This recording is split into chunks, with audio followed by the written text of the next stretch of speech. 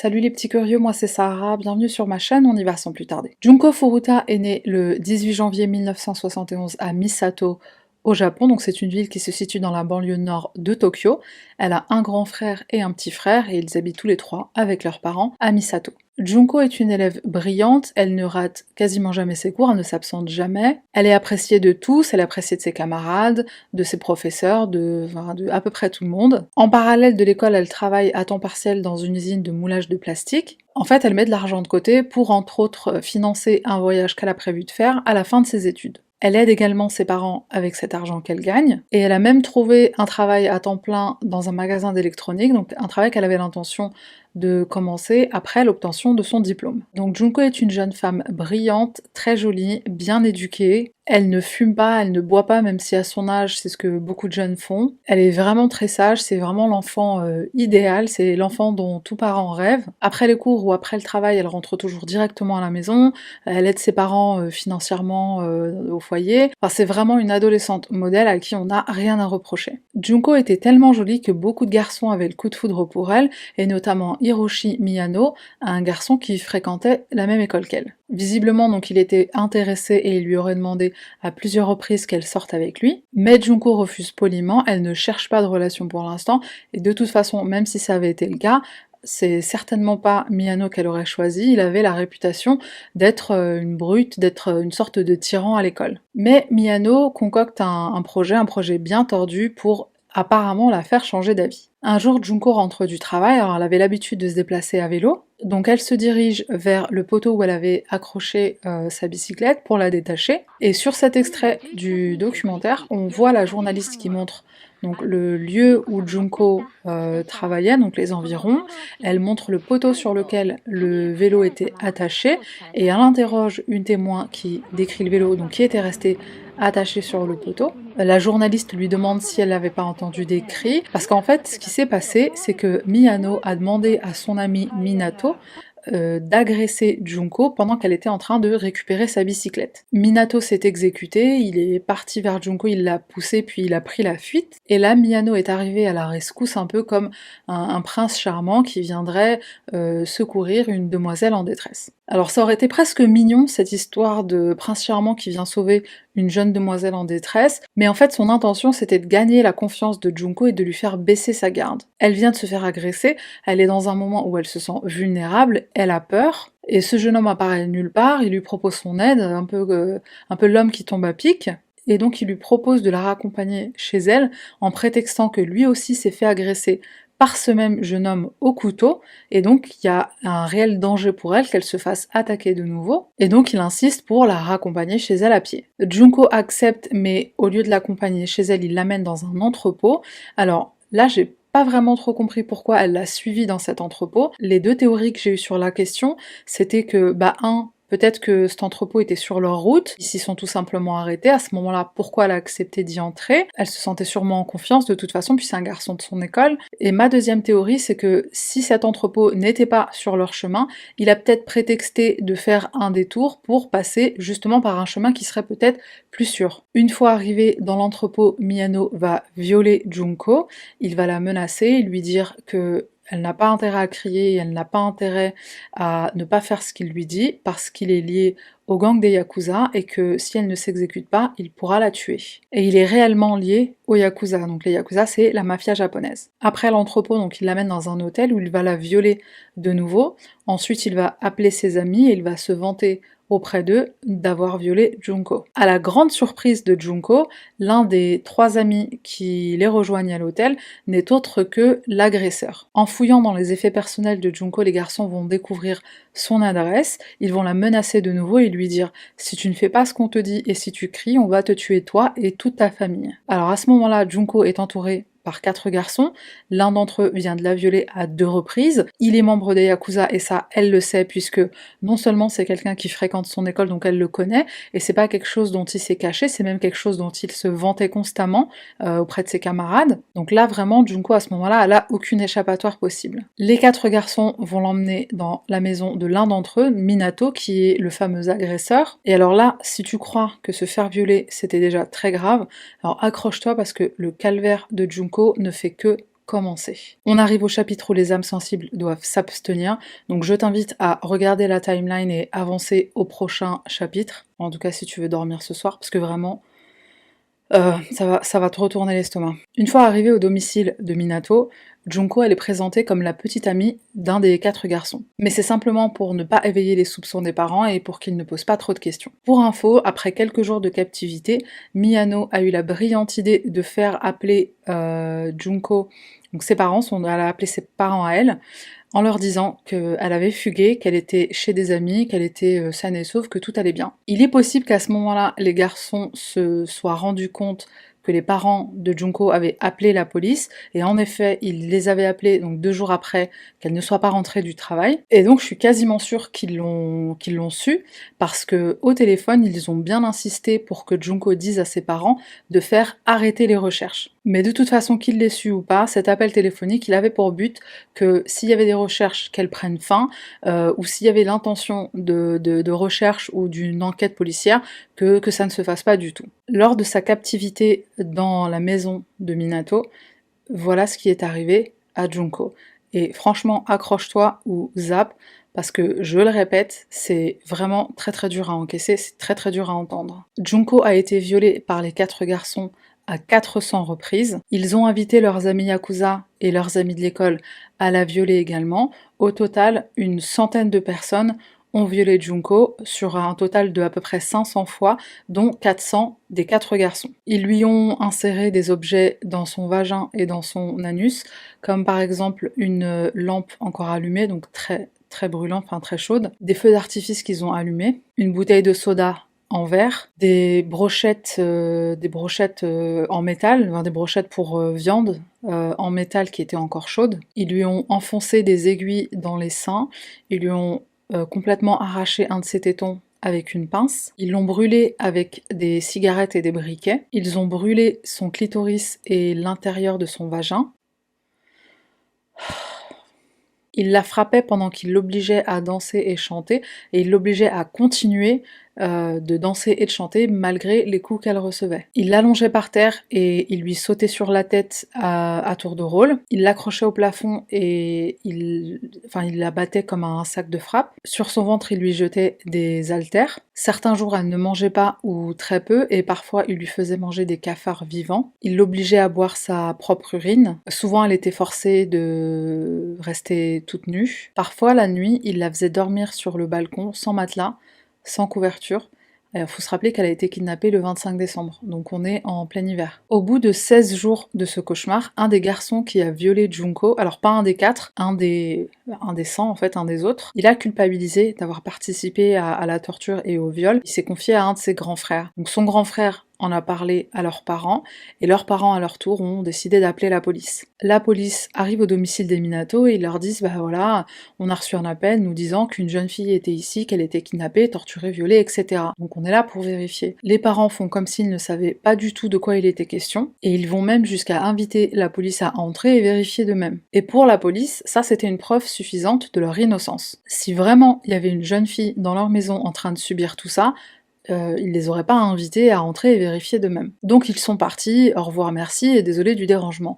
Alors, faut savoir que la procédure dans ce cas-là, pour la police, c'est de rentrer et de vérifier, peu importe ce que les gens disent. Et ça, ils l'ont pas fait. Ils n'ont tout simplement pas suivi les procédures, enfin la procédure dans ce cas-là. Après 20 jours de captivité et de torture, en fait, j'aime pas le mot torture parce que je pense que pour Junko, et pour l'affaire Hello Kitty, et pour Sylvia Likens aussi, parce que c'était des affaires similaires, je pense qu'il faudra inventer un mot plus fort que torture, parce que vraiment, ça résume pas bien ce qu'elles ont subi. Enfin bref. Donc après 20 jours de tout ce cauchemar, Junko, elle a réussi à accéder au téléphone de la maison des Minato. Elle a appelé la police et elle s'est fait prendre par Miyano.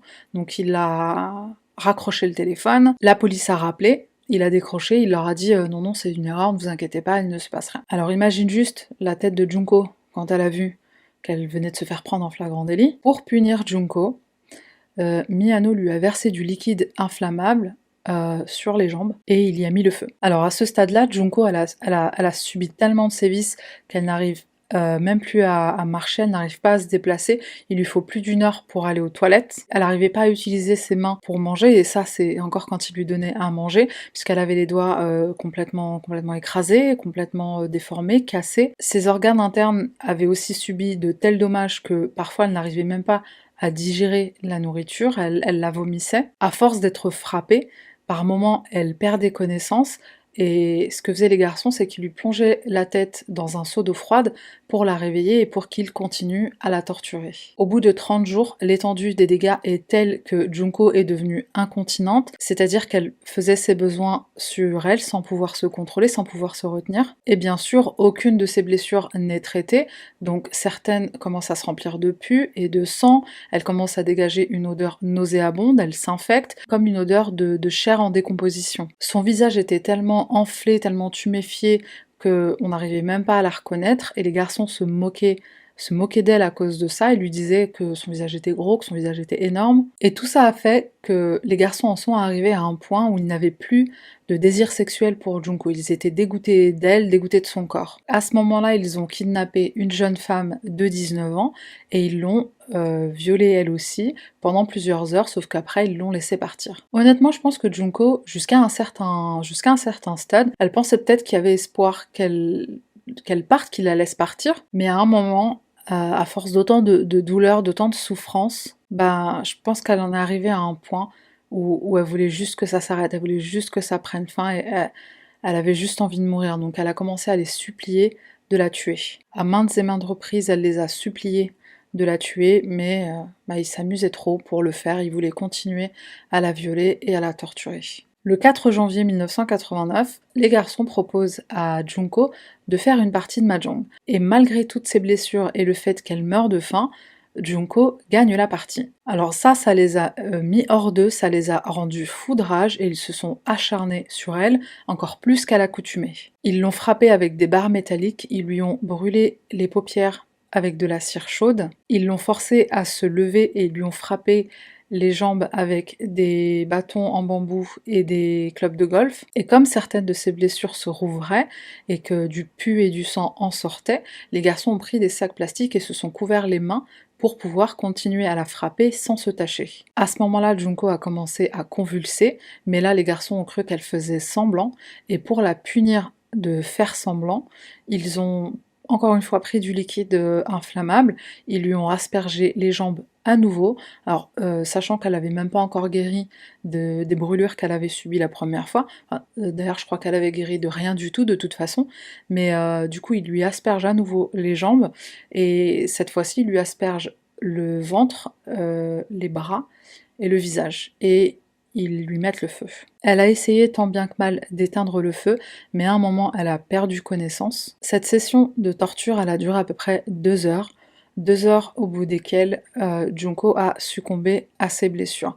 Alors c'est même juste de toute façon effarant le fait qu'elle ait tenu aussi longtemps. Elle a subi 44 jours de torture, de violence et de viol constant. Les garçons ne se sont même pas rendus compte qu'elle était morte jusqu'au lendemain. En fait, il était tellement fréquent qu'elle perde connaissance que pour eux, bah, elle avait juste perdu connaissance. Donc au bout de 24 heures, ils se rendent compte enfin qu'elle est morte et ils décident de se débarrasser du corps. Ils la mettent dans un espèce de gros baril métallique et ils le recouvrent de ciment frais et ils laissent poser. En vrai, je me demande si Junko elle a pas fait exprès de gagner cette partie de mahjong parce que ça faisait un moment qu'elle était avec les garçons, je pense qu'elle devait commencer à connaître, à comprendre un peu leur tempérament et je pense que peut-être qu'elle se doutait qu'ils allaient la punir si elle gagnait la partie de mahjong. Peut-être qu'au fond, elle espérait qu'ils la punissent, mais que cette punition soit plus violente et que ça mette fin à ses jours, que ça mette fin à son calvaire. Alors juste pour donner un petit historique sur les garçons, en sachant quand même que c'est un cas qui date de 1988-89,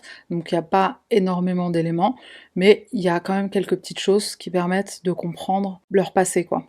Alors concernant Miyano, donc qui est le leader, qui est le kidnappeur et qui est à l'origine de ce crime. Il est né en 1970, donc il a à peine 1 an de plus que Junko. Alors sa situation de famille est plutôt chaotique, ses parents se disputent très souvent. Il est violent dès son plus jeune âge, il se bat avec ses camarades de classe, il se bat dehors avec les garçons dans la rue, il vole, il endommage un peu tout ce qui lui tombe sous la main, il tyrannise un peu tout le monde, il en est même devenu à être violent avec ses propres parents.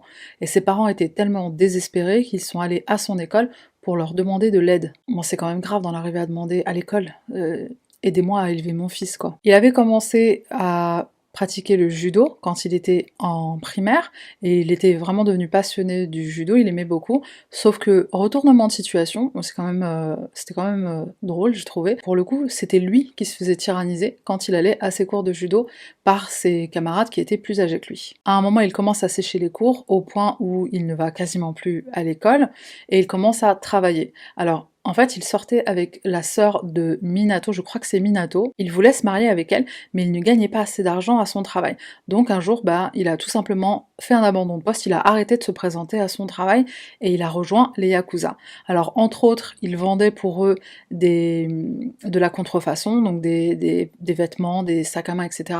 de contrefaçon, et il paraît qu'à peu près à la même période, il aurait commencé à se droguer. Concernant Minato, donc Minato c'est celui dont les parents avaient été les hôtes de cette tragédie, de ce drame. Alors lui, c'est celui qui a la meilleure situation familiale.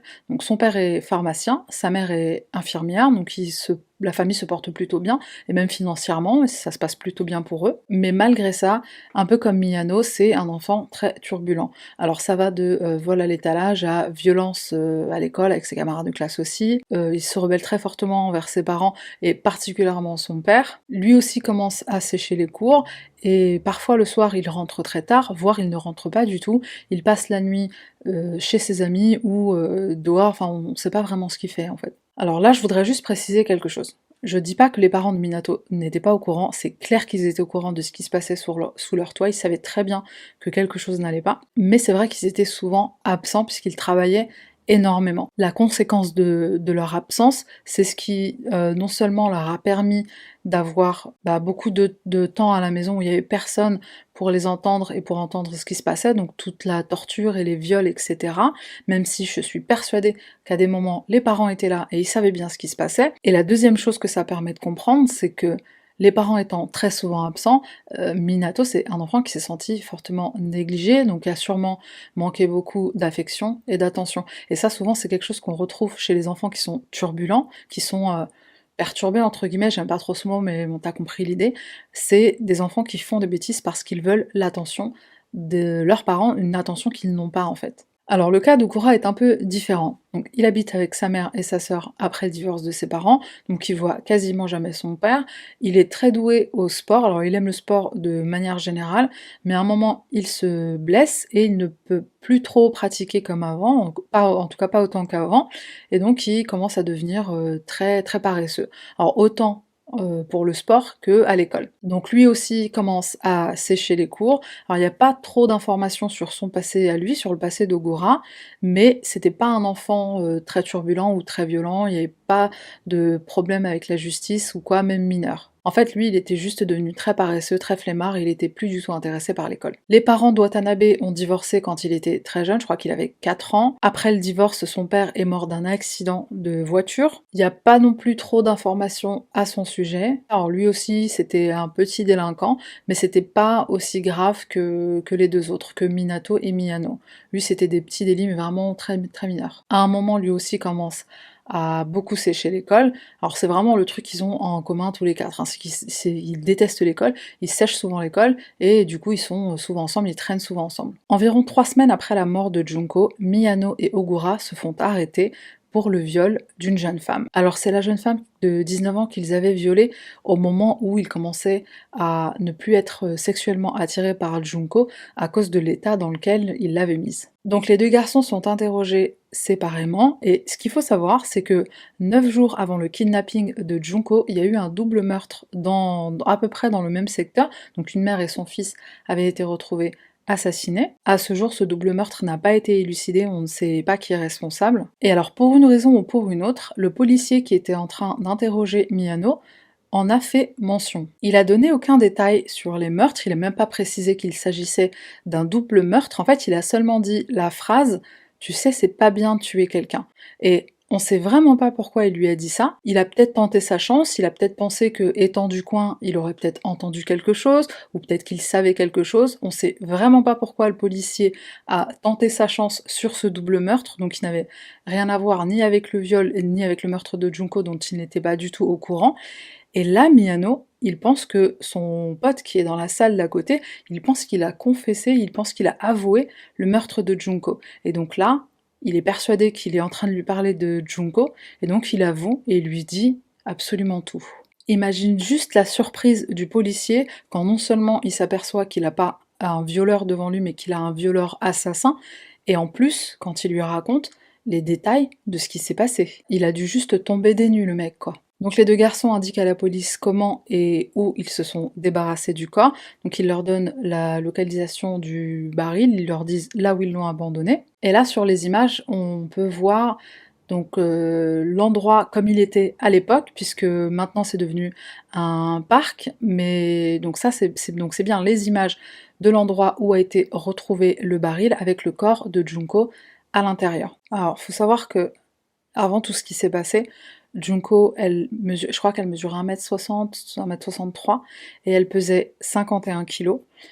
Quand ils ont retrouvé son corps, elle ne pesait que 35 kg. Quand les parents de Junko ont été informés, non seulement du fait que leur fille était morte, mais qu'en plus elle avait subi tout ce qu'elle a subi, donc les viols à répétition et toute la torture, et donc ils leur ont donné tous les détails. La mère de Junko s'est évanouie et elle a été admise en hôpital psychiatrique. Les 4 garçons sont arrêtés et comme ils sont mineurs au moment des faits, à l'exception de l'un d'entre eux, leur identité n'est pas révélée, et c'est pour ça que quand on fait des recherches Google, on retrouve souvent ces photos où leurs yeux sont cachés. On ne connaît pas non plus leur nom, parce qu'il faut savoir qu'au Japon, quand on est mineur, on a le droit à l'anonymat dans le cas d'une poursuite judiciaire, peu importe le crime, peu importe le délit. Mais l'information a fuité à la presse puisque un des journalistes japonais a estimé que la gravité du crime était telle que ces garçons ne méritaient pas l'anonymat.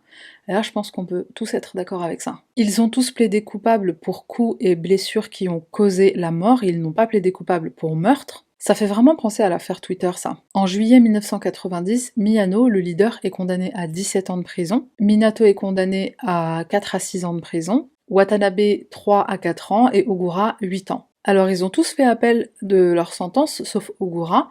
Et il se trouve que, comme dans l'affaire Twitter, leur sentence a été augmentée en fait, et c'est bien fait pour eux. D'ailleurs, j'estime qu'ils n'ont pas reçu assez. Je sais pas si le juge il s'est senti insulté, genre t'estimes que j'ai mal fait mon travail, je t'en rajoute pour la peine. Et puis je sais pas si c'est quelque chose qui arrive souvent au Japon, mais c'est exactement ce qui s'est passé dans l'affaire du tueur de Twitter. Donc moi perso je trouvais que c'était une bonne chose. Et le public aussi était plutôt content que leur sentence ait été augmentée parce que personne n'était d'accord du fait que leur sentence soit aussi légère, tout simplement parce qu'ils étaient mineurs. La sentence de Miyano est passée de 17 à 20 ans. Il a été libéré en 2009 et il a changé son nom, maintenant il s'appelle Hiroshi Yokoyama. Ses parents ont dû vendre leur maison parce qu'ils ont dû payer des dommages à la famille Furuta. Ils ont dû leur verser la somme de 50 millions de yens, ce qui à l'époque correspondait à peu près 350 000 euros. La sentence de Minato est passée de 3-4 ans à 5-9 ans.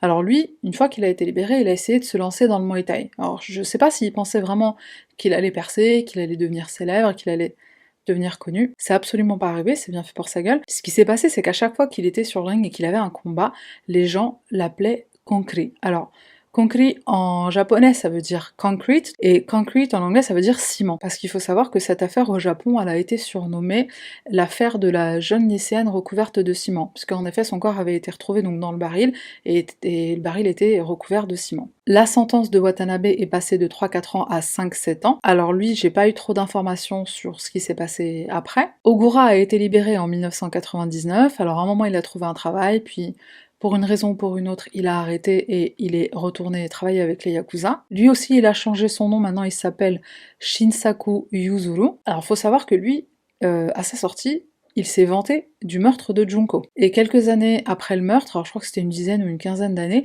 il a essayé de tuer un homme. Alors il y a des sources qui disent que il a essayé de le tuer parce que sa femme l'avait trompé avec lui. Il y en a d'autres qui disent que c'était une dispute à cause d'une place de parking. Je sais pas où est la vérité, mais je sais que réellement il a agressé quelqu'un, agressé un homme et il a failli le tuer. Il faut savoir que la mère d'Ogura, alors c'est quand même moi ça m'a vraiment choqué ça. La mère de Ogura, elle a vandalisé la tombe de Junko parce qu'elle la tenait pour responsable du fait que son fils soit allé en prison. On va où là?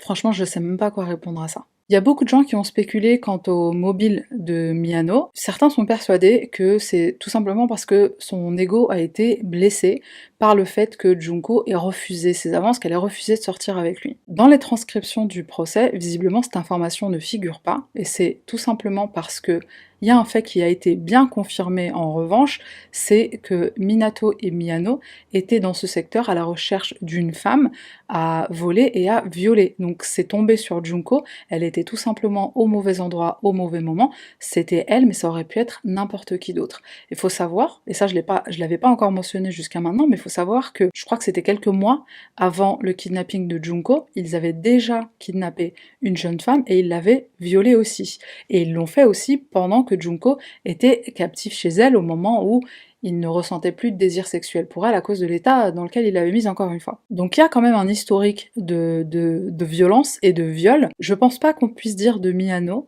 que ce soit quelqu'un qui ait eu un coup de foudre pour Junko. Je pense pas que ce soit quelqu'un qui soit capable d'avoir n'importe quel sentiment pour qui que ce soit. Enfin, c'était un tyran à l'école, c'est quelqu'un qui tyrannisait tout le monde autour de lui, c'était quelqu'un de violent, c'était quelqu'un de profondément méchant. Je pense vraiment que de l'ampleur qu'ont pris les choses, on peut pas dire que c'est simplement son ego qui a été blessé.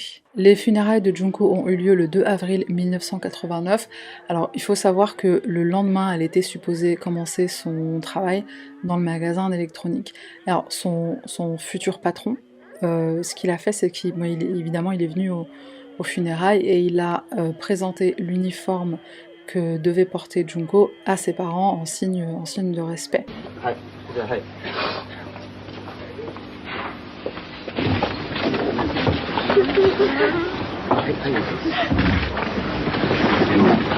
Et le directeur du lycée que Junko fréquentait a fait la même chose, donc il a présenté le diplôme de Junko à ses parents, parce elle l'avait obtenu en fait, elle avait réussi ses examens. À ses funérailles, une amie de Junko s'est exprimée et elle a dit « Jun-chan, tu es revenu parmi nous, je n'aurais jamais pensé te revoir de cette façon, tu as dû tellement souffrir, le happy qu'on a fait pour toi pour le festival de l'école te va tellement bien, on ne t'oubliera jamais. J'ai entendu dire que le directeur de l'école t'a donné ton certificat d'études, donc ton diplôme. On a obtenu notre diplôme ensemble, nous tous.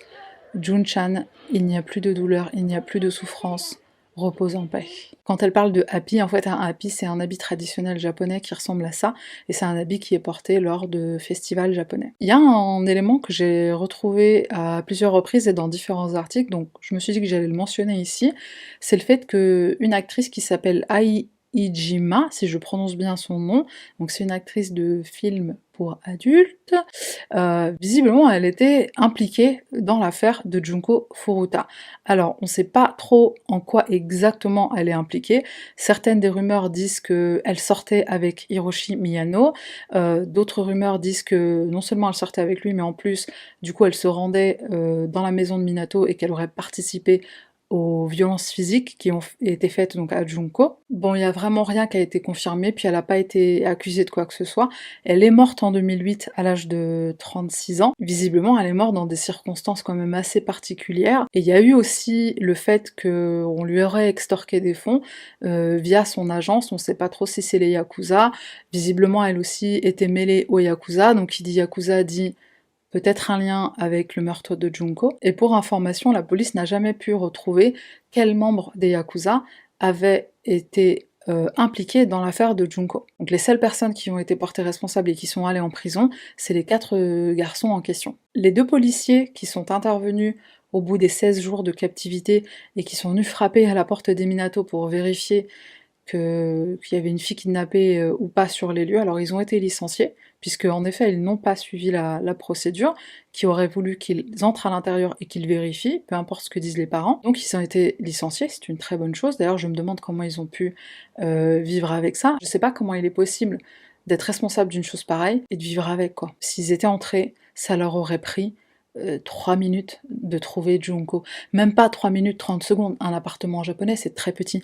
Donc il serait entré, il l'aurait trouvé, et ça aurait pu se terminer là. Elle aurait pu guérir des blessures qu'elle avait subies pendant les 16 premiers jours, alors certes avec des séquelles psychologiques et physiques, mais au moins elle aurait survécu. L'affaire Junko Furuta s'est passée à peu près en même temps qu'une autre affaire, les meurtres de Nagoya Abeg, donc c'était des meurtres qui étaient de nature très similaire, et il se trouve que dans les années 80, à la fin des années 80, c'était un truc qui était en train de devenir un peu un phénomène, une délinquance juvénile, qui prenait des proportions mais aussi énormes et avec des degrés d'atrocité aussi énormes. Ça inquiétait vraiment le système judiciaire japonais au point que ils ont remis en question les lois sur les mineurs. Alors juste pour vous montrer quelques derniers clips, quelques derniers extraits du documentaire, ici en fait on voit l'école de Junko, l'école que Junko fréquentait, elle ainsi que les 4 garçons, et j'imagine aussi d'autres garçons, de ce qui a été dit dans les articles, d'autres garçons qui ont participé à tout ce qui s'est passé. Ici, les journalistes, en fait, ils sont en train d'interviewer des voisins de la famille de Minato. Certains disent, du peu que j'ai compris du documentaire, certains disent qu'ils ont entendu des bruits, qu'ils ont entendu des cris d'une jeune femme, etc. Bon, j'imagine qu'il leur a demandé pourquoi ils n'étaient pas intervenus. Mais je ne sais pas, je préfère rien inventer, c'est juste des suppositions que je me fais comme ça dans ma tête. Mais voilà, c'est ce qu'on voit dans le documentaire. Ici, c'est une réunion parents d'élèves qui a eu lieu à l'école de Junko. On voit évidemment les parents qui sont émus. Là, c'est le directeur, il est très ému lui aussi. Je ne sais pas trop ce qu'il a dit, je ne sais pas trop ce qu'il s'est dit. Encore une fois, je ne veux rien inventer. Et si quelqu'un parle japonais, ce serait sympa de mettre un petit commentaire et un peu confirmer tout ça. Ici, on voit un des journalistes qui essaie d'interviewer la mère de Minato. Alors, je ne suis pas absolument certaine qu'il s'agisse de la mère de Minato. Je pense que c'est le cas parce que, en fait, juste avant de montrer cette interview, ils ont montré des images de la maison où tout s'est déroulé. Donc moi, dans ma logique, c'est probablement la mère de Minato, et c'est peut-être la mère d'un des 3 autres. Mais en tout cas, c'est sûr que c'est la mère d'un des 4 garçons. Bon, évidemment, elle fuit le journaliste comme elle peut. Elle répond à absolument aucune question. Et encore une fois, dans ma tête, ça fuse. Je me dis, mais toutes les questions que j'aurais à lui poser si j'avais été ce journaliste, quoi. Le documentaire se termine avec une des journalistes qui se rend au domicile de la famille Furuta. Donc elle va sonner, essayer de les interviewer. En fait, ils ne vont pas ouvrir la porte, ils ne vont pas répondre à quelque chose que je peux comprendre. Ils ne se sont en fait jamais exprimés auprès de la presse. Je crois qu'ils ont déménagé de Misato, ils n'y habitent plus, mais en fait personne ne sait vraiment ce qui leur est arrivé après cette tragédie. La dernière chose que je voudrais dire, c'est que j'ai jamais autant fouillé internet pour faire une de mes vidéos, et c'est tout simplement parce que il y avait la barrière de la langue, il y avait beaucoup d'articles qui étaient en japonais, alors certains étaient très bien traduits, et d'autres étaient traduits, mais des phrases qui n'avaient absolument aucun sens, et il y a aussi le fait que cette affaire remonte à 1988-1989, donc c'est vraiment très vieux. Dernière chose, alors vraiment dernière chose, dans mes recherches, j'ai trouvé un commentaire à la suite d'un article qui est en anglais en plus, donc si quelqu'un veut le lire. Dans un des commentaires, il y a quelqu'un qui dit avoir trouvé le compte Twitter de Minato. Et en fait, il poste même plusieurs liens vers des posts, vers des tweets qu'il aurait écrits, des tweets dans lesquels il est question de l'innocence de Minato. Donc a priori, si c'est bien son compte, il a posté des messages où il dit en gros Minato a engagé des avocats pour innocenter son nom, blablabla. Enfin, j'ai pas lu tous les tweets. Il faut savoir qu'ils sont en japonais, mais il y a la possibilité de les traduire. Et sur Twitter, la traduction est vraiment très bonne. Bon, si jamais t'es curieux et si jamais tu veux regarder, je mettrai le lien aussi en barre de description. Franchement, cette vidéo, elle était dure à faire. Faut que j'arrête de dire ça, parce que c'est vrai que toutes les vidéos sont dures à faire, mais celle-là, elle était vraiment particulièrement horrifiante. Je sais pas si ça se dit horrifiante, je sais plus. Il est 2h30 du matin, je pense que je vais pas réussir à dormir, parce que vraiment, cette histoire, elle m'a fait trop de la peine. Une jeune fille de 17 ans, sa vie volée de la plus horrible des façons, quoi, mais... On va passer au... Ouais, j'ai même pas le cœur à le faire, mais on va passer au Random Item Review. Bon, faut que je termine avec quelque chose de positif, parce que je veux que tu ailles dormir. Je veux que tu dormes ce soir. Le Random Item de ce soir, c'est ce livre. Il est en anglais, mais évidemment, il existe en français, donc en français, c'est Des fleurs pour Algernon. Je sais pas si tu connais, je sais pas si tu l'as déjà lu. Alors, si je peux te faire une recommandation, une requête, si je peux te donner un ordre, ne lis pas ce qu'il y a écrit derrière, ne te renseigne pas sur le livre, fais-moi confiance, achète-le et commence à le lire directement. Perso, je suis quelqu'un qui lit beaucoup, Et des fois, il m'arrive de prendre un livre au hasard et de le lire et je pense que il me semble que c'est ce que j'ai fait, hein, ça fait longtemps que je l'ai lu, mais il me semble que c'est ce que j'ai fait avec celui-ci et honnêtement, j'ai été agréablement surprise. Je pense que si tu lis ce qu'il y a écrit derrière et si tu sais à peu près de quoi ça parle, je trouve que ça gâche un peu le plaisir. Et le truc, c'est que quand tu lis au départ, enfin, quand tu lis comme ça, et au début, tu vas être un peu choqué, tu vas dire: «Mais oh, mais il y a trop de fautes d'orthographe, qu'est-ce qui se passe? Il y a un problème?» Tu comprends vite, en fait, au bout de à peine quelques pages, tu comprends, ce qui se passe, tu comprends le sens de la narration et tu comprends où ça va. Prépare un mouchoir, hein, parce que c'est sûr qu'à un moment donné, tu vas pleurer. Mais voilà, faut pas que j'en dise trop. Il faut que j'arrête là, je pense, parce qu'il faut pas que j'en dise trop. Si tu connais cette histoire, si tu connais ce livre et que tu l'as déjà lu, laisse un commentaire, mais ne spoile pas non plus, parce que si jamais il y a des gens qui lisent les commentaires et qui veulent lire le livre et qui ne l'ont pas lu, bah, ne les spoile pas, mais dis-moi quand même ce que t'en as pensé. Et voilà, c'est tout pour moi. Encore une fois, merci d'avoir regardé.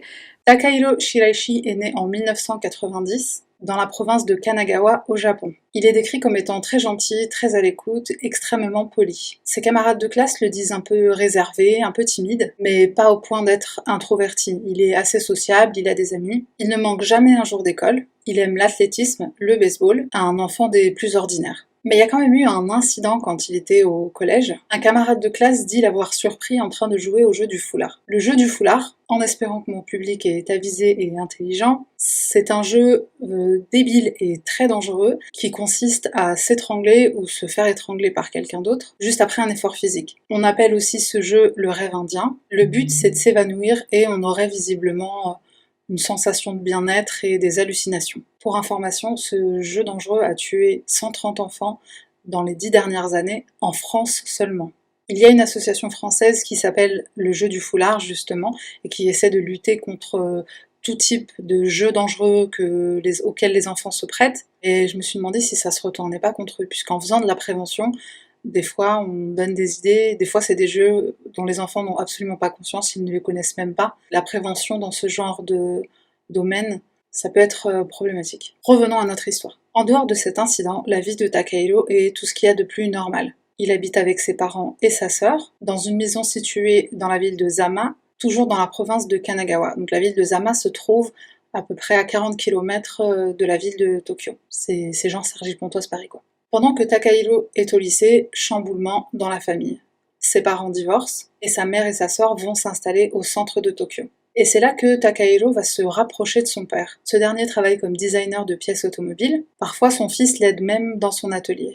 Les voisins disent d'eux qu'ils sont plutôt proches. Ils sont souvent vus ensemble dans leur quartier. Ils vont même régulièrement au restaurant pour dîner et parfois boire un verre ensemble. Donc vraiment, ils sont plutôt proches l'un de l'autre. Takahiro fait ses études au lycée de Yokohama et après avoir obtenu son diplôme, donc l'équivalent du bac français, il va travailler dans un supermarché où il sera employé pendant à peu près 2 ans, et ensuite il va démissionner. Il fait des petits boulots à droite, à gauche, puis il décide de devenir Kaori Scuto, un genre de scout. Et pas le gentil scout qui vend des cookies comme aux États-Unis. Les scouts, ils travaillent dans le quartier appelé Kabukicho, dans le secteur de Shinjuku, un des quartiers les plus dangereux de Tokyo. Le quartier le plus dangereux de Tokyo. Kabukicho, c'est aussi le quartier rouge de Tokyo, et on l'appelle aussi le quartier qui ne dort jamais. Le quartier rouge de Tokyo serait l'un des plus riches au monde. Il est dans la liste de ceux qui génèrent le plus de profits. Et dans ce quartier, on va donc trouver des sex clubs, des yakuza, des bars, des restaurants. C'est un quartier très touristique et très fréquenté, comme tu peux l'imaginer. Le travail de Takahiro, en gros, ça consiste à trouver des femmes pour travailler en tant qu'hôtesse dans ce qu'on appelle les bars à hôtesses, c'est-à-dire un sex club. Au passage, j'ai découvert le mot soapland. Soap en anglais, ça veut dire savon, mais soapland, c'est pas une boutique qui vend du savon. C'est un genre de car wash, mais pour les êtres humains. Enfin, pour les hommes. C'est un sex club où une femme te lave. Voilà, voilà. Donc ce qu'on appelle une hôtesse à Kabukicho, c'est une prostituée. Mais ça passe mieux de dire hôtesse. Donc un scout, en trouvant une fille, il obtiendra une commission. 50$ si elle accepte juste de visiter un club, 100$ si elle accepte d'y travailler, et plus elle reste, plus le scout se fera de l'argent. En général, les scouts vont viser des femmes dans des situations précaires, des femmes qui sont endettées, ou tout simplement des femmes qui sont prêtes à tout pour acheter vêtements et accessoires. Grosse obsession pour la fashion life auprès des jeunes là-bas, visiblement.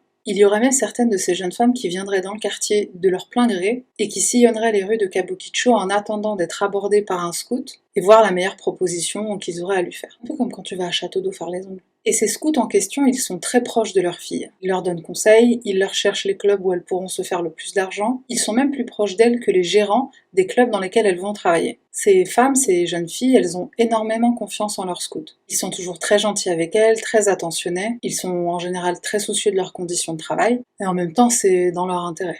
Ils veulent qu'elles soient bien traitées dans ces clubs où elles vont travailler pour qu'elles y restent le plus longtemps possible. Plus elles travailleront longtemps, plus il y a de l'argent qui rentre. Et pour tout le monde.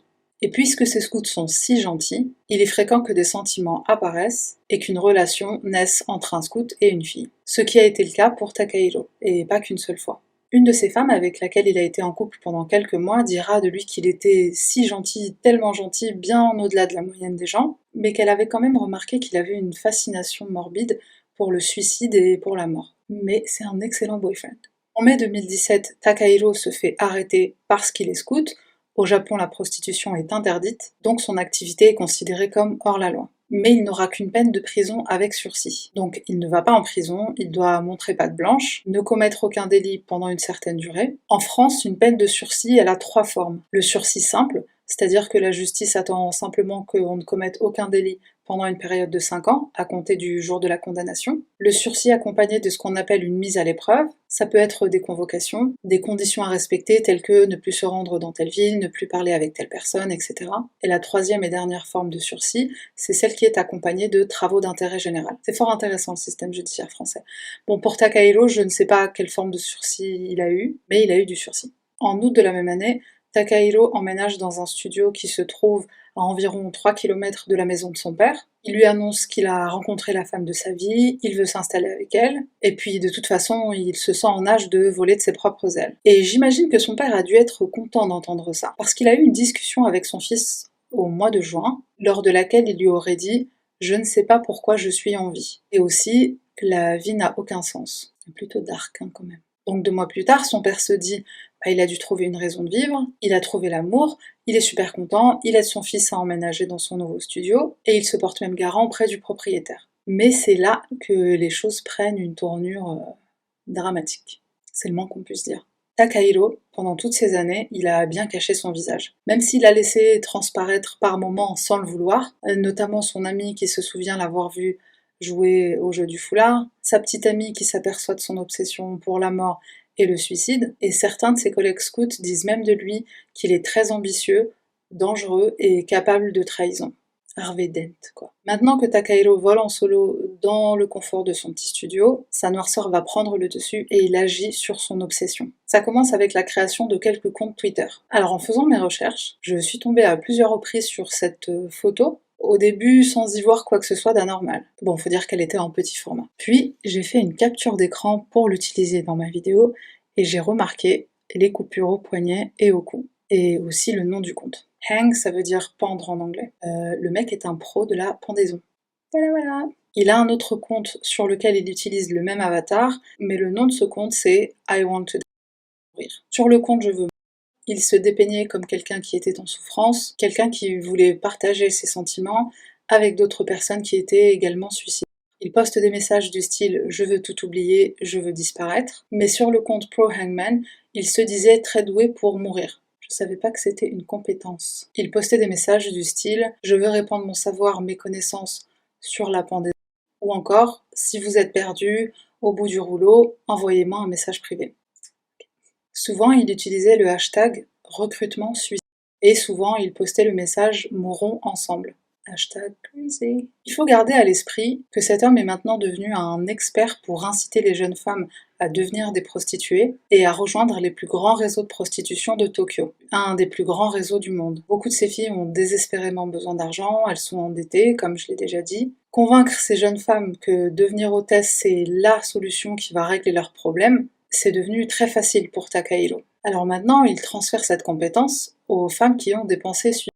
En gros, il leur dit « Je peux t'aider à mettre fin à tous tes problèmes, en t'aidant à te tuer ». Parfois, il propose même de mourir à leur côté, en donnant un aspect romantique au suicide. C'est très Roméo et Juliette quand même. Avance rapide au matin d'Halloween la même année, 31 octobre 2017, Des policiers sont devant la porte de Takahiro, ils frappent et ils lui disent « Nous recherchons cette personne disparue, est-ce que vous l'avez vue ?» Et immédiatement, il leur répond « Oui, oui, entrez, elle est dans ma glacière. » Elle est où? Dans ma glacière. La police entre et ils se disent bah, laquelle en fait? Comme on peut le voir sur ce plan de l'appartement de Takahiro, il en a plus d'une. Mais je te dis dans une minute ce qu'il y a dans ces glacières. Tu te demandes probablement pourquoi la police est allée directement chez lui à la recherche d'une femme disparue, qui s'avère en plus être bien là. Ce qui s'est passé, c'est que cette jeune femme, elle a disparu. Et son frère, mort d'inquiétude et essayant désespérément de la retrouver, il a réussi à pirater ses comptes sur les réseaux sociaux. Il est sur le Twitter de sa sœur et là il se rend compte qu'elle a des tendances suicidaires, ce dont il n'était pas au courant. Il s'aperçoit qu'elle communiquait avec un certain Pro Hangman, après qu'elle ait posté sur son compte « Je veux mourir, mais le faire seul est terrible, je cherche quelqu'un pour mourir avec moi ». Takahiro a entamé une conversation avec elle après avoir trouvé son poste, et ils ont conclu un pacte de suicide. Ils ont décidé de se suicider ensemble. Le frère de cette jeune femme va demander à une amie à lui d'entrer en contact avec ce professionnel de la pendaison pour en découvrir le plus possible sur lui. Ils vont voir la police avec le résultat du travail d'enquête qu'ils ont effectué tout seuls. Ils ont son nom, son adresse, ils ont tout. La police trouve également des vidéosurveillance de la femme disparue et de Takahiro marchant ensemble dans le quartier où réside Takahiro. Alors, le Japon, comme la Corée du Sud, est connu pour avoir des caméras de surveillance partout, partout, partout. Ce qui, dans ce cas, s'est avéré très utile. Quoi qu'il en soit, c'est ainsi que Takahiro est retrouvé. Il admet immédiatement avoir tué cette femme disparue et il avouera tout à la police. Parce que cette femme disparue, en fait, c'est sa dernière et 9e victime. Il va expliquer à la police comment il procède. Donc évidemment, c'est des personnes qu'il contacte via Twitter. Ensuite, il leur propose de les rencontrer dans un lieu public, parfois dans une gare, parfois il les rejoint à leur domicile à elle, puis ils prennent les transports et se rendent chez lui. Une fois arrivé à son studio, il dit qu'il leur offrait de l'alcool pour les aider à se détendre, et parfois même des somnifères. Il a tué sa première victime en août. Alors tu te rappelles qu'il a trouvé son studio en août et qu'il a emménagé le 22. Donc il lui a pas fallu trop de temps pour créer ses comptes Twitter, trouver des femmes désespérées et suicider, et organiser la première rencontre qui allait devenir mortelle pour cette jeune femme. Donc pas du tout un pacte de suicide, même si c'est comme ça qu'il les a attirés. Il a admis plus tard que la raison pour laquelle il a tué sa première victime, c'est parce qu'elle lui avait prêté de l'argent et qu'il ne voulait pas lui rendre. C'est à ce moment-là que le tueur est né. Il continue d'utiliser ses comptes Twitter pour trouver plus de victimes. Il encourage même certaines des personnes avec lesquelles il est en contact à ne pas révéler leur tendance suicide. Dans une tentative désespérée de masquer les odeurs, Takahiro avait utilisé de la litière pour chat qu'il versait sur les parties de corps qu'il avait conservées. Il affirme que tout ce qu'il a fait sur ces corps, c'était pour se débarrasser des preuves, mais que certaines parties, il était obligé de garder chez lui pour ne pas se faire prendre. Un peu comme dans cette affaire-là, tu te rappelles?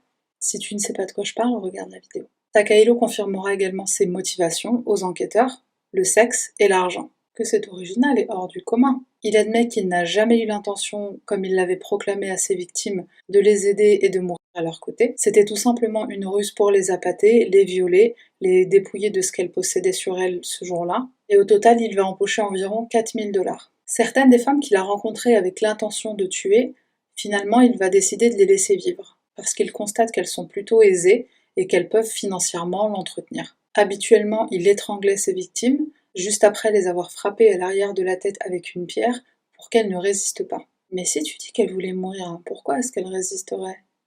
Hein?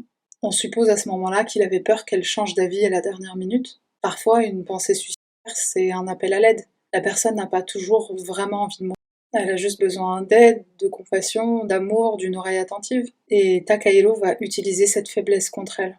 Il admet donc les avoir assassinés avec préméditation, et il estime que le système judiciaire devrait prendre en considération le fait qu'elles aient exprimé l'envie de mourir.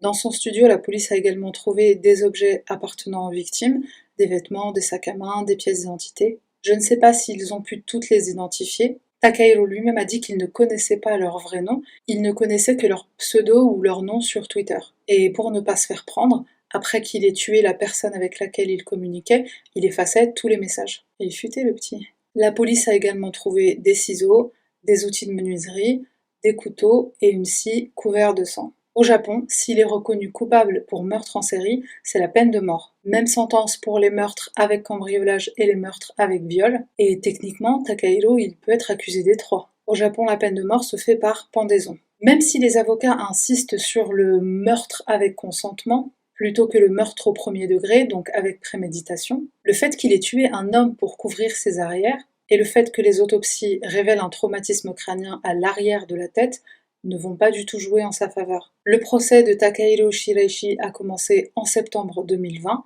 il a plaidé coupable, et depuis son arrestation, il est détenu à la prison de Takashima. La fin du procès est prévue pour décembre de cette année. Même si ses avocats maintiennent qu'il s'agissait de meurtre avec consentement de la part des victimes, au début du procès, Takahiro affirme que la raison pour laquelle il frappait ses victimes à l'arrière de la tête, c'était pour ne pas qu'elles résistent. Il dira lui-même il n'y avait pas consentement. En 2 phrases, il a mis à la poubelle la stratégie de défense de ses avocats. S'il est reconnu coupable de meurtre avec consentement, la peine de prison serait seulement de 6 mois à 7 ans, contre la prison à vie ou la peine de mort pour meurtre en série. Au début du procès, Takahiro aurait dit « J'ai lu des livres qui décrivent des scènes d'exécution, donc je ne veux pas souffrir physiquement, je ne veux pas me battre au tribunal, mais je ne veux pas non plus encourir la peine de mort. J'ai des sentiments mitigés. » Et sans donner d'explication, il ajoutera aussi « Certaines personnes s'excusent dans d'autres affaires, moi je ne le ferai pas. » Il refuse même de s'excuser auprès des familles des victimes, mais il veut pas la peine de mort.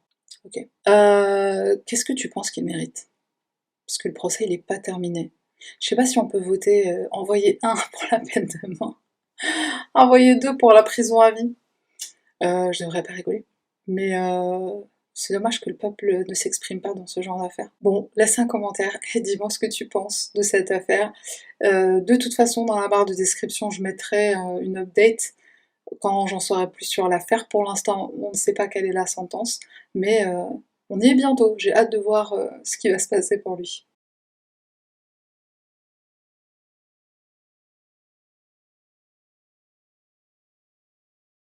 Peu de temps après que cette affaire ait été mise en lumière, le PDG de Twitter, Jack Dorsey, a donné une interview dans laquelle il a déclaré « Nous devons prendre nos responsabilités, nous assurer que notre plateforme soit utilisée de manière positive et saine. » Twitter a beaucoup modifié ses conditions d'utilisation depuis cette affaire, depuis les meurtres de Zama. Par exemple, maintenant on peut signaler un tweet qui exprime des intentions d'automutilation ou de suicide. Les autorités japonaises travaillent également à surveiller et à restreindre toutes sortes de plateformes où les gens parlent de ce genre de sujet. Il est quand même question d'un pays qui a une forêt du suicide, et tu sais sûrement de quoi je parle. En 2017, le Japon est le 7e pays à avoir le taux de suicide le plus élevé. Mais il y a beaucoup d'éléments à prendre en considération, notamment des éléments culturels, comme les suicides d'honneur, qu'on appelle en japonais harakiri, ce qui se traduit par couper le ventre ou s'éventrer. Il y a donc une sorte de tolérance autour du suicide au Japon quand même. Et c'est l'une des raisons qui explique que le taux soit assez élevé. C'est même la principale cause de décès chez les femmes âgées de 22 à 44 ans et chez les hommes âgés de 15 à 34 ans. Dans la barre de description, je vais mettre quelques liens. Si jamais une personne qui regarde cette vidéo a besoin d'aide, a besoin d'assistance, il existe des solutions et surtout, il y a plein de gens qui sont prêts à aider. Il y a des plateformes qui sont faites pour ça. Lien en barre de description. Alors, je voudrais parler rapidement de la définition de serial killer et de tous les mythes, toutes les légendes autour des serial killers. Fun fact, mais d'après une étude publiée sur le site du FBI, les meurtres en série ont commencé à fasciner le peuple dans les années 1880 avec Jack l'Éventreur à Londres. Et pour info, on n'a jamais su qui était le coupable. Alors, qu'est-ce qu'un serial killer? La définition, elle va différer selon les pays et à travers l'histoire. Il y a eu un symposium sur les meurtres en série organisé par le FBI à San Antonio au Texas. Il me semble que c'était pendant l'année 2005. Au cours de ce symposium, on s'est entendu sur les facteurs communs des tueurs en série, et ils sont les suivants. Un ou plusieurs auteurs, 2 victimes ou plus, des incidents survenant à des moments différents, et une séparation temporelle entre chaque meurtre, ce qui les différencie des tueries de masse. Tueries de masse, cette affaire dont j'ai parlé dans une précédente vidéo, si ça t'intéresse. Ainsi donc, la définition officielle du meurtre en série, en tout cas aux États-Unis, est la suivante. Le meurtre illégal de 2 victimes ou plus par le ou les mêmes auteurs lors d'événements distincts. Pour expliquer pourquoi cette définition paraît si simple et si courte, voici quelques mythes que l'étude, qui est donc une transcription du symposium, étudie et explique en détail. Les tueurs en série ne sont pas toujours des savants fous ou des dérangés sataniques. Ils peuvent arrêter de tuer pour une raison ou pour une autre. Ils ne tuent pas forcément jusqu'à leur mort ou jusqu'à ce que la police les arrête. Ils ne veulent pas toujours se faire arrêter par la police, parce que certaines personnes pensent qu'un tueur en série type, il a forcément envie de se faire attraper par la police, ce qui est absolument faux. Ce que l'étude précise, c'est qu'avec le temps et l'expérience, certains d'entre eux deviennent arrogants, trop confiants et ils prennent des raccourcis. Ils ne sont plus aussi prudents, ils commettent des erreurs, c'est ce qui les conduira à leur arrestation. Donc un tueur en série n'a pas toujours envie de jouer au chat et à la souris avec la police, dans le but, inconscient ou conscient, de se faire attraper. Alors, parlons motivation. Même si c'était le cas pour Takahiro dans cette affaire, ce qui va motiver un tueur en série, c'est pas forcément le sexe, c'est pas forcément une gratification sexuelle. Et parfois même, ils ont plus d'une raison de tuer. Encore une fois, c'était le cas pour Takahiro, qui a violé ses victimes, donc gratification sexuelle, et il les a aussi volées, donc gain financier. La dernière chose que je voudrais mentionner, c'est que il n'y a pas un profil type de tueur en série. Ils ne sont pas toujours blancs, solitaires, avec un historique très lourd. Ils se présentent sous différentes formes, et c'est ça qui est vraiment flippant. Souvent, quand un tueur en série est confondu par la justice, les gens de son entourage seront souvent étonnés. Compagnons, voisins, enfants ou parents. Mais tueurs en série ou tueurs occasionnels, ils n'ont tout simplement pas d'origine type, ou de statut social, ou de maladie mentale type. Ne faites pas confiance à un visage parce qu'il vous paraît gentil, ne vous méfiez pas d'un visage parce qu'il a l'air mauvais, ne faites confiance à personne. Enfin si, quand même. Bon bah sur ce, bonne nuit. Bon, avant de se quitter, Random Item Review, comme d'habitude. Tu sais que le Japon est le lieu de naissance des animés et des mangas, mais est-ce que tu connais la différence entre un animé et un manga? En fait, c'est peut-être juste moi qui est bête et qui connaissais pas la différence, mais je connais la différence, je partage, si tu ne connais pas, si tu ne sais pas. Le manga, c'est la bande dessinée, donc c'est la version papier, et l'animé, c'est la version animée, comme son nom l'indique. Fun fact, un manga peut devenir un animé, mais un animé ne vient pas toujours forcément d'un manga. Et ça, je le savais pas aussi. また文章を残した犠牲者が。エル、知っているか？死神は。リンゴしか食べない。キラメ。 Le random item de ce soir, c'est à la fois le manga et l'animé. Bon, si t'as reconnu le petit clip que j'ai montré, tu sais duquel je parle. Les bruits de moto ne s'arrêtent pas dans cette ville. Il est 2h, en confinement. Il y a encore des gens qui circulent dans la rue de Paris. C'est incroyable.